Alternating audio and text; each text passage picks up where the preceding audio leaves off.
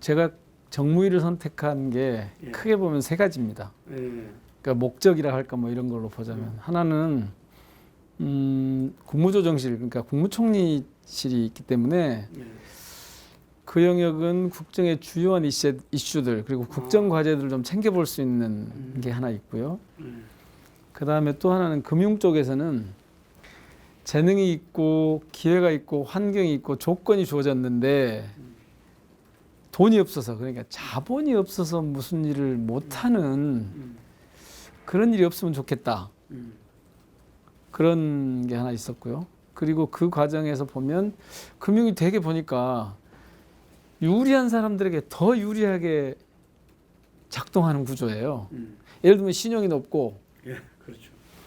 많이 금융을 필요로 하는 사람들은 금리를 깎아주거나 다른 인센티브를 많이 줘요. 편의를 많이 제공해줘요. 근데 거래사가 별로 없고 자본 사이즈도 적고 그러니까 금융 약자들은 또 되게 좀 가혹해요. 이를테면. 그래서 금융 내에도 층위가 이렇게 있더라고요. 그러니까 부문 간에도 조금씩 다른 게 있지만 그런 금융이라고 하는 걸 놓고 보면 그 층위가 있어서 야, 이 불평등한 구조 요거를 어떻게 해야 될까? 그러니까 제가 지금 금융 돈이 없어서 못하는 경우가 없도록 해보자라고 하는 거는 그렇게 금융 약자들도 꼭 필요한 경우에는 그리고 조건이 되는 경우에는 조달할 수 있어야 된다. 자본을 금융 서비스를 받을 수 있어야 된다. 이런 뜻이고요. 그리고 공정거래위는 특히 이제 요즘처럼 그 재난이 이렇게 닥치면 잘 아시는 것처럼 재난은 사회적 약자들부터 공격한다고 그러지 않습니까? 그러니까 이런 어려운 상황에서 불공정 거래 때문에 사회적 약자들이 더 큰 피해를 당하는 그런 일은 좀 없었으면 좋겠다. 이제 이런 정도 목적의식을 가지고 정무위를 갔는데요. 말씀하신 대로 가서 보니까 금융 쪽 비중이 일단 크더라고요. 그리고 거기서 이제 뭐 사고도 많이 나고 경제 말씀하신 대로 그 기본적인 실핏줄이라고 표현들을 하던데 혈액이 되는 그런 몸으로 치면 혈액이 되는 그런 그 위상을 가지고 있어서 되게 중요하고 저는 금융 전반에 대해서 되게 좀 아직 잘 자본시장이나 금융의 이 구조가 어떻게 움직이는지를 잘 모르기 때문에 공부를 열심히 하는데 근래 이제 조금씩 그 알아가면서 특히 이 기후 위기하고 관련해서 이제 녹색 금융이라고 흔히 하지 않습니까? 이 대목을 좀 집중적으로 좀 들여다보고 있습니다. 공정위 쪽은 유통, 특히 플랫폼 경제라고 하지 않습니까? 이 플랫폼에서 일어나는 불공정 거래, 이 부분을 좀 초점을 좀 맞추고 있고요. 금융은 이 집중화, 이 대목을 좀 들여다보고 있는 중입니다. 금융의 집중화?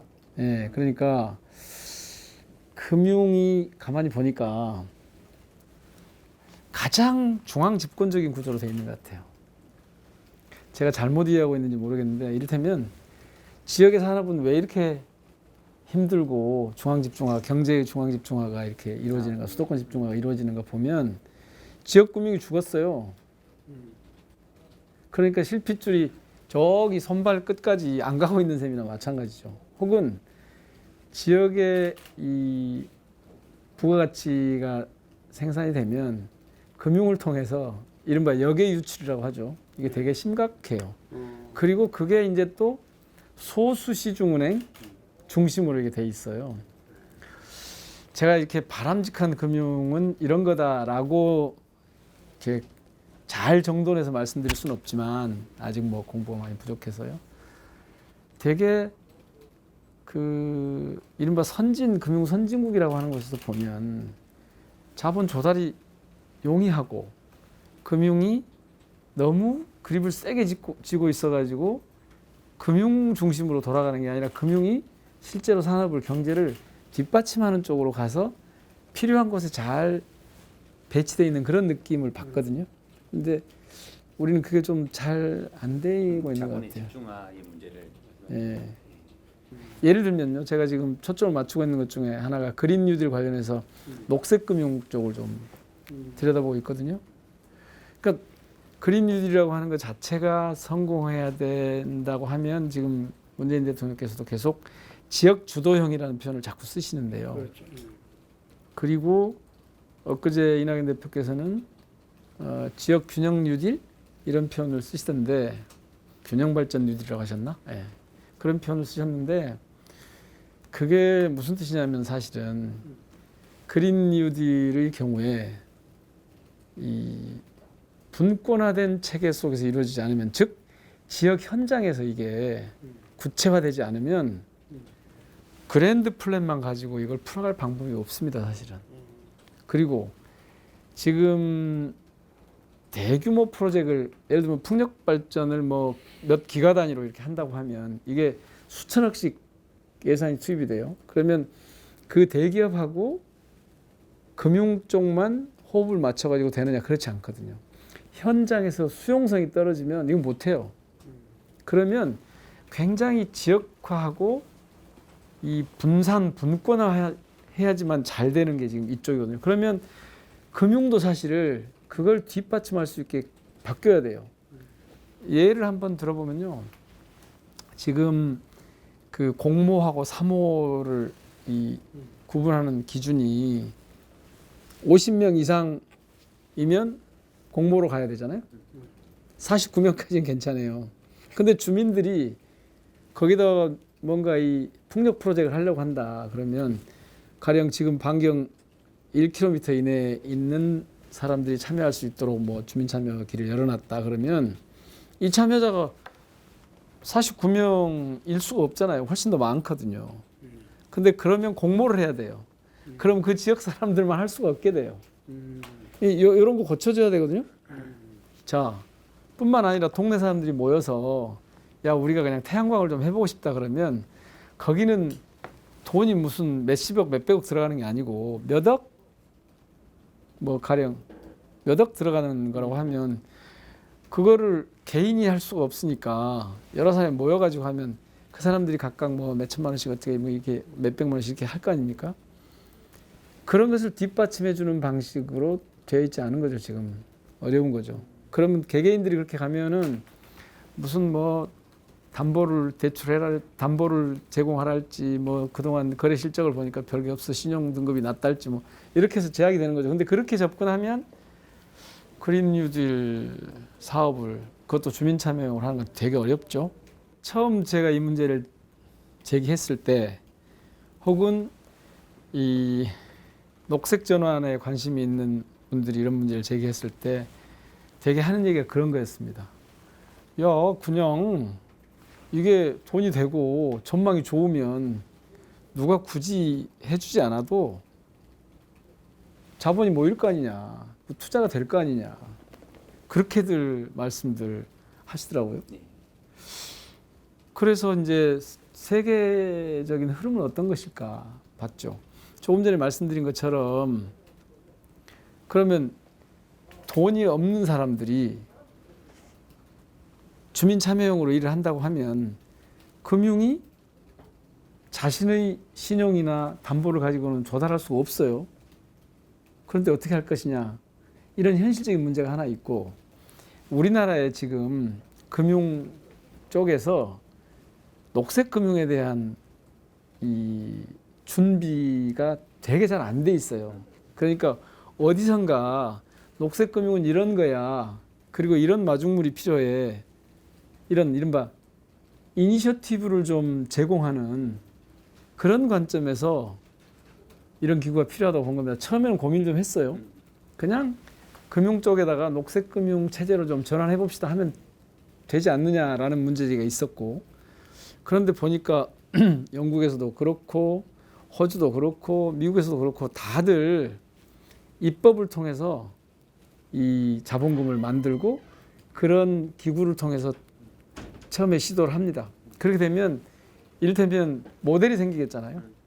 그러면 금융권이 이제 자연스럽게 이걸 보편적인 상황으로 받아들이게 될 거고, 그렇게 선도적인 역할을 좀 하는 그런 기능 때문에 그런 녹색 전환 투자 금융 지원 공사 같은 이런 걸 좀 고민을 해본 거죠. 우선 이런 전제가 필요합니다. 이거는 뭘 규제하려는 게 아니다. 촉진하려는 거다 기본적으로.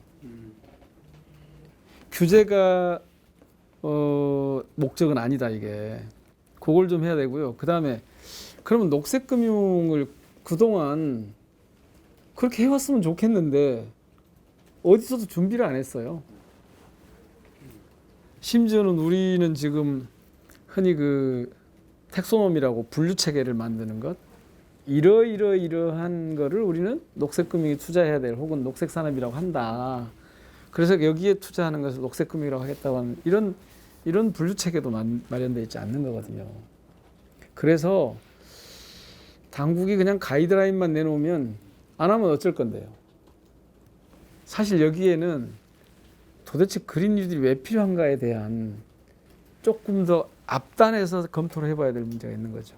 그러니까 기후위기라고 하는 것, 그린 뉴딜이라고 하는 것은 우리가 지금 피해갈 수 있는 상황이 아니다. 기본적으로.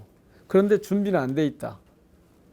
그러니 법제화를 일단 시작해보자. 그리고 미국인이 영국인이 앞서 말씀드린 이런 사례들을 보니까 특히 영국이 그걸 되게 호주 이런 데가 다 액트를 만들었어요. 관련한 법들을 만들었는데 성과가 있었고 그것이 지금 우리 상황에서 보기에는 준비가 좀 제대로 안 돼 있는 상황에서는 불가피하게 이런 방법으로 접근할 수밖에 없는 거 아닌가. 그래서 이제 하게 된 겁니다. 그런데 여기서 더 중요한 건 뭐냐. 단순히 기후위기에 대응한다라고 하는 그 자체가 아니라 그것이 근본적인 필요성이지만 실제로는 앞으로 경제체제 자체가 녹색 금융이 투자되는 혹은 녹색 산업이 아니고서는 심각하게 더 이상의 지속 가능한 경제 체제로 유지하기 어렵다라고 하는 그게 실제로는 되게 중요한 지점이죠. 그러니까 준비가 제대로 안 돼 있고 기후 위기는 우리가 피해갈 수가 없고 실제 경제적인 측면에서 봐서도 이 녹색 전환이라고 하는 것이 되게 중요한 성장에 혹은 지속 가능한 발전에 근거가 된다. 이런 것들 때문에 이거를 뭐 규제하려는 게 아니라 뭔가 이렇게 촉진해 보려고 하는 그런 차원에서 한다. 이렇게 이해를 하시면 좋을 것 같습니다. 예, 그 예전하고 다르게 이제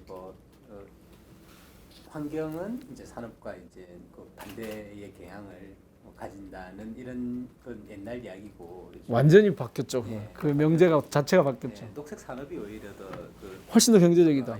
뭐 잘 아시는 것처럼 예를 들면 앞으로 아리백 그러니까 신재생 에너지만으로 생산한 부품만 받겠다라고 선언하는 기업들이 지금 점점 늘어나잖아요. 나중에는 탄소 국경세를 도입하겠다고 하잖아요. 그렇게 되면 실제로 지금은 공급하던 어떤 우리가 갖고 있는 부품을 앞으로는 공급하지 못하게 될 수가 있고 그것은 지금은 그냥 우려 정도지만 아니 지금 하나씩 현실화하고 있긴 하죠. 아주 빠른 속도로 그게 저는 제도화할 가능성이 높다고 봐요. 그러니까 예를 들면 구글에서 뭐 아리백 선언을 했다. 그러니까 우리는 탄소 배출하는 에너지를 가지고 생산한 건 쓰지 않겠다라고 하면 어떻게 할 거예요? 이제 증명을 해야 되는데 그걸 다. 그리고 그걸 증명하지 못하면 받아들이지 않겠다고 하는데 심지어는 그게 이제 거래되는 과정에서 세금을 매기겠다고 하는데 그렇게 되면 생각보다 저희는 좀 늦은 것 같아요. 그러니까 MB 정부 때 녹색 성장이라고 하는 개념이 나왔잖아요. 사실은 그 전에 제가 여기 관심을 가진 건 참여정부 때 청와대에서 일하면서 불편한 진실이라고 엘고 부통령이 다큐멘터리를 하나 만들었는데 그때 이 기후위기 얘기를 세게 했었어요. 근데 그래서 그때부터 참여정부가 조금씩 이런 데 관심을 보였었는데 다행히 MB정부가 그걸 이제 받았어요. 이명박 정부가 받았는데 희한하게 녹색 성장을 제대로 내세웠는데 녹색 쪽에는 별로 관심이 없고 성장 쪽에다가 초점을 맞추는 바람에 사실은 우리가 한 2텀 정도 지금 대통령 임기로 치면 한 2텀 정도 지연된 거죠. 사실 탈석탄이나 이런 문제는 그때부터 진즉부터 좀 준비를 했어야 되는 거거든요. 그래서 저는 이게 되게 좀 급해요. 서둘러야 돼요. 뭐 그런 생각을 갖고 있습니다. 그런 염려가 있을 수 있다고 봅니다. 그런 염려가 있을 수 있다고 보고 또 굳이 그렇게 정부가 나서서 펀드 조성에까지 뭐 앞장서야 될 필요가 있느냐 이런 비판이 있을 수 있다고 봅니다. 그런데 만약 그렇게 하지 않고 또 지금 그런 비판하고 같이 이제 맞물려 가는 게 구체적인 프로젝트를 좀 내놔봐. 뭘 할 건데 어디다가 어떻게 투자할 건데 이런 구체적인 프로젝트가 뭐냐라고 하는 문제 제기가 있을 수 있다고 봅니다. 그런데 만약에 그렇게 어디선가 시동을 걸지 않으면 그러면 어디로부터 이 녹색 산업을 혹은 에너지 전환을 녹색 전환을 뒷받침할 자본을 만들어낼 수 있을 것인가? 이거는 굳이 그 녹색금융공사 같은 걸 만들어야 되냐라고 하는 질문하고 저는 같은 답을 할 수밖에 없다고 보거든요. 이게 어떤 촉매제 아니면 일종의 트리거 이런 역할을 좀 해보자는 거 아니겠습니까? 펀딩부터 어떤 것에 쓸 것보다 펀딩부터 먼저 만들어서 아니 그 순서는 저는 뭐 검토해야 된다고 봐요. 그러니까 구체적으로 이런 프로젝트에 이만큼을 투입해서 대략 이런 과정을 거치면 이런 정도가 예상이 되니까 이 금리를 뭐 이율을 수익률을 뭐 몇 %로 보장하겠다 이렇게 이제 되는 게 맞죠. 그래서 제가 그 펀드에 관한 걸 엊그제 나왔지 않습니까? 그래서 자세히 들여다보진 못했는데 아마 그런 구체적인 프로젝트로 뒷받침돼야지 지금 그런 비판으로부터 좀 조금 더 자유로워질 수 있을 것 같습니다. 그린 뉴딜 혹은 뭐 녹색 펀드 이게 지금 그림이 다 그려져서 그걸 실행하는 단계냐 아니면 지금 그림을 그려가고 있는 단계냐. 그림을 그려가고 있는 단계라고 봐주셔야 될 겁니다. 그러니까 지금 당장 펀딩을 확 하는 게 아니고 이런 펀드를 만듭니다. 그때 그 펀드를 구체적으로 이렇게 이제 뭐 조성하는 과정에서는 그 프로젝트가 나와야 될 거고 각 지역에서 우리가 이렇게 해보겠다라고 하는 그런 게 제안이 돼야 될 거고요. 저희들이 지금 그 전국적으로 오늘 아침에도 이제 그런 논의를 일찍부터 좀 했습니다만은 그린 뉴딜 그러니까 녹색 전환, 녹색 산업을 각 지역이 어떻게 자기 그림을 그리고 정부는 그걸 뒷받침하고 금융권에도 뒷받침하는 그런 방식으로 갈 거냐에 대한 고민을 지금 하고 있고 그래서 지금 그린 뉴딜은 어떤 완성된 틀을 가지고 가는 게 아니라 오히려 그린 뉴딜의 완성도를 높여가기 위해서 준비해가는 과정이다. 그냥 시장 경제 체제를 세게 강조하면 그런 문제제기가 가능하다고 봅니다. 그럴 수 있는데 그런데 이건 리스크도 동시에 있잖아요. 그러면 정부라고 하는 게 국가라고 하는 게 이런 경우에 손을 넣는 것이 바람직하냐 그냥 시장에 맡겨놓는 게 바람직하냐. 저희는 단계가 필요하다. 초창기에는 그런 데서 발생할 수 있는 리스크를 정부가 좀 감당해 주는 게 오히려 정부의 역할 아니냐? 그러니까 자본주의 시장경제 체제 내에서 정부가 아무것도 하지 않고 그냥 돌아가라. 이게 그동안 시장에 맡겨라. 이게 신자유주의의 아주 정가의 보도처럼 이렇게 해왔던 얘기인데 그게 사실 아무도 가보지 않는 길이잖아요. 그리고 흔히 쓰는 말로 이제 등고잡이라고 좀 아래서부터 차곡차곡 가야 그래야 일정한 단계로 나아갈 수 있다고 보면 뭐 정부가 초기에 좀 관심도 좀 환기시키고 리스크 테이킹도 좀 해주고 그래서 필요하긴 한데 용기를 내지 못하거나 혹은 모르거나 그래서 안 했던 영역을 좀 개척해주는 그런 의미가 있는 것이 아닌가 싶습니다. 역할 예, 보면 될까요? 그럴 것 같습니다. 예.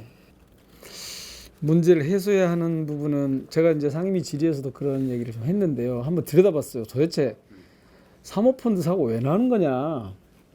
그랬더니 금융위의 규제 완화가 되게 좀 원인이었던 걸로 보여요. 희한하더라고요. 2011년 저축은행 사태부터 시작해가지고 근래까지, 그러니까 DLF나 옵티머스까지, 라임 옵티머스까지 쭉 보니까 되게 규제 완화를 하고 나면 한 4, 5년 뒤에 꼭 사고가 터져요. 자본 사이즈를 혹은 투자 사이즈를 풀어주고 나면 꼭 한 4, 5년, 꼭 이상하게 4, 5년 뒤에 꼭 사고가 터지더라고요. 그래서 이거는 대개는 아마 그 규제 완화를 조금 섣불리 했던 거 아닌가. 그런데 규제 완화가 시장의 자율성을 높여주기 위한 거라면 사실은 거기에 따른 책임도 그 투자자들이 지는 구조로 만들었어야 되거든요. 그러니까 예를 들면 사모펀드는 원래 이른바 전문가들끼리 놀아라는 장 아니었습니까? 그리고 자기 책임에서 놀아라 이런 장이었는데 은행에서 이걸 판매를 했어요. 근데 되게 그리고 전에 뭐 5억이었다가 3억으로 3억이었다가 1억으로 투자할 수 있는 한도를 자꾸 낮췄어요. 그러니까 일반인들이 보기에 자기는 전문가가 아니야, 금융 전문가가. 그렇지만 은행에서 판매를 하고 수익률이 높을 것으로 기대가 되니까 은행이 책임져 주는 걸로 생각을 한 거죠. 그런데 그 과정에 충분하게 설명을 안 해줘서 이른바 불안전 판매가 되고, 그러면 이거는 정말 안타까운 일인데 규제 완화로 해서 그렇게 불안전 판매까지 왔다. 그는 이것을 이제 정확하게 정리해야 될 때가 된 것 같아요. 사모펀드는 완전히 전문 투자가들에 의해서 자기 책임화해서 이루어지는 것이라고 하는, 운영되는 것이라고 하는 그 근본적인 룰, 여기에 좀 충실해야 되는 그런 게 있어서 이를테면 진입장벽 같은 것을 예전으로 좀 다시 좀 돌아가야 되는 거 아닌가 싶어요. 강한 규제로. 예. 그러니까 자기 책임화해서 운용하고 자기 책임화해서 투자할 수 있도록. 그럼 뭐 순서로 하자면 자기 책임화해서 투자하고, 그러니까 이제 기획을 하겠잖아요. 그래서 펀딩을 하면 자기 책임화해서 투자를 하고 자기 책임화해서 운용을 하고, 그러는데 필요한, 그래서 그들의 리그를 본래 사모펀드 시장의 그 룰에 맞도록 그렇게 좀 돌려줘야 되는 거 아닌가. 이제 이걸 자칫하면 규제 완화라고 받아들이면 그러면 이제 접근 방식 자체가 다른 거죠. 아니 규제라고 받아들이면 다시 규제를 강화하는 것이냐 이렇게 받아들이면 그게 아니고 원래 사모펀드 그 자본시장의 룰에 혹은 목적에 맞는 방식으로 좀 다시 좀 검토를 해야 되는 거 아닌가. 금융위하고 금감원이 서로 탓을 했어요, 사실은. 계속 이런 과정에서. 그러니까 금융위는 왜 감독을 제대로 안 해? 허술한 감독 책임이 금감원에 있어. 이렇게 얘기하고, 금감원은 왜 금융위가 정책적으로 규제 하나를 섣부르게 해? 지금 이런 게 지금 맞물려 돌아가는 그런 상황이니까 그러면 어떻게 할 거냐? 저는 앞서 말씀드린 것처럼 원래 사모펀드 시장의 그 자본시장에 어울리는 룰에 맞고 거기서 자기 책임에서 할 수 있도록 해주고, 그리고 다른 한편에서 보면 그런 이른바 금융 소비자 혹은 투자자라고 할 수도 있고 소비자들이 보호받을 수 있는 제도를 그런 과정을 통해서 좀 갖춰줘야 될 것 같아요. 그렇게 안 해주면 뭐 심지어는 이게 이제 자꾸 그 금융 이른바 당국에서 일하던 분들이 그쪽 가서 일하게 되는, 이거는 조금 좀 제한이 있긴 있죠. 있긴 있는데 뭐 그래도 그게 별로 세지 않은 그런 데서 오는 한계 같은 것도 또 있는 것 같고요. 이 부분은 당초의 목적에 적합한 방식으로 다시 재구성해야 될 것 같아요. 그리고 지금도 사실 그냥 느낌으로는 이거 정말 시한폭탄 아니야 이거? 여기저기서 째깍째깍 돌아가고 있는 거 아니야? 상황이 안 좋아지면, 이게 경제 상황이 안 좋아지면 언제든 이게 터질 수 있는 거 아니야? 이런 염려가 계속 있더라고요. 그러니까 자본시장에서 이 불량품들이 유통되지 못하도록 하는 게 핵심일 거 아닙니까? 네. 자본시장의 불량품. 불안전 판매가 그런 거죠. 그렇죠. 그러니까 그러면 그렇게 하도록 제도로는 말로는 이렇게 쭉 할 수가 있는데 문제는 그것을 조기에 발견해서 그런 일이 이루어지고 있다고 하는 것을 빨리 찾아내야 되는데 국감장이 이제 그런 기능을 조금 할 수 있을지 모르겠습니다. 그런데 연중으로 이게 이제 이루어지고 있는 과정에서라면 사실은 국감장에서 그거를 뭐 당연히 관심을 갖고 보겠지만 내부에 금융기관 내부에 그리고 자본시장 내부에 이런 것들을 제어하거나 절제할 수 있는 그런 근본적인 시스템을 좀 준비해야지 이게 무슨 국감장에서 한 번, 두 번 터트린다고 해서 되지 않을 것 같고요. 사실 이 부분은 이런 자본시장에서 이른바 플레이어들이 룰에 좀 충실할 수 있도록 해줘야 되는 거죠. 자꾸 그 룰을 벗어나서 더 높은 수익률을 얻을 수 있는 것처럼 심하게 사기를 치는 거거든요. 그러니까 저쪽에서 수익률이 높을 수 있는 투자처가 존재하지도 않는데 있는 것처럼 뿌려가지고 하다 보니까 이런 상황이 벌어진 거 아니에요. 그러면 아까도 근본적인 해결책이 뭐냐고 그러셨는데 그러면 그거를 좀 관리할 수 있는 다만 여기서 이제 문제는 왜 그렇게 간섭하는 거야? 왜 그렇게 시장에 자율성을 이렇게 훼손하는 거야? 이런 문제가 제기될 텐데 그러니까 최소한의 안전장치지만 그게 최대한의 그러니까 제도적으로는 최소한이지만 그게 최대한의 효과를 발휘할 수 있는 그런 걸 좀 찾아봐야 될 것 같은데요. 지금 당장 쉽진 않을 것 같고 국감을 좀 하면서 이렇게 조금 더 깊이 들여다본 다음에 제도화할 수 있는 어떤 입법 과제가 있는지 좀 살펴보겠습니다. 우선 이른바 그린 뉴딜 금융지원 특별법. 요거는 원래 3차 토론회를 9월 초에 하기로 돼 있었는데 좀 코로나 때문에 뒤로 밀쳐졌어요. 당연히 이걸 좀 일단 지금 1차로 전문가들을 통해서 또는 금감위 통해서 점검을 좀 하고 법제화해서 초안을 돌렸고 그거를 좀 이제 보고 난 다음에 2차로 지금 다시 한번 이를테면 뭐 미세 조정이라고 할까 좀 더 세밀하게 지금 점검을 하고 있는 단계에서요. 그 녹색금융특별법 그냥 줄여서 이 부분은 최우선적으로 일단 좀 입법 과제로 삼고요. 그래서 이것이 그 법 자체가 중요한 게 아니라 우리 금융기관에 이 녹색금융기념이 좀 보편화될 수 있도록 그렇게 좀 가져가는 계기가 되도록 하는 게 지금 우선은 좀 그린 뉴딜 관련해서 좀 필요하고요. 그리고 이제 그걸 통해서 실질적으로 현장에서 한국판 뉴딜 중에 그린 뉴딜이 지역적 기반화해서 지역 주도형으로 이루어질 수 있도록 금융이 뒷받침할 수 있는 그런 근거를 좀 계속 좀 제공을 해야 되겠다 그런 게 있고요. 그러려면 그 금감원이나 금융위 같은 데서 국제적인 녹색금융의 흐름을 좀 잘 보고 우리 상황에 맞는 체계를 만들어서 이걸 좀 빨리 보편화할 그런 필요가 좀 있다고 봐요. 그래서 그거는 금융 쪽에서는 좀 세게 좀 해볼 거고요.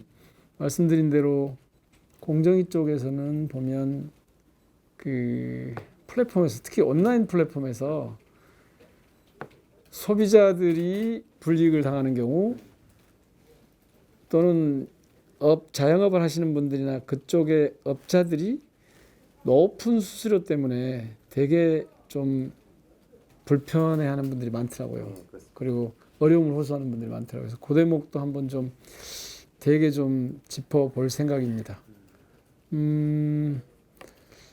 저희가 이제 보훈처도 있는데 그거는 광주의 5.18 관련한 입법 기업이 그쪽 많이 관련돼 있어서 그 부분도 놓치면 안 될 것 같고요.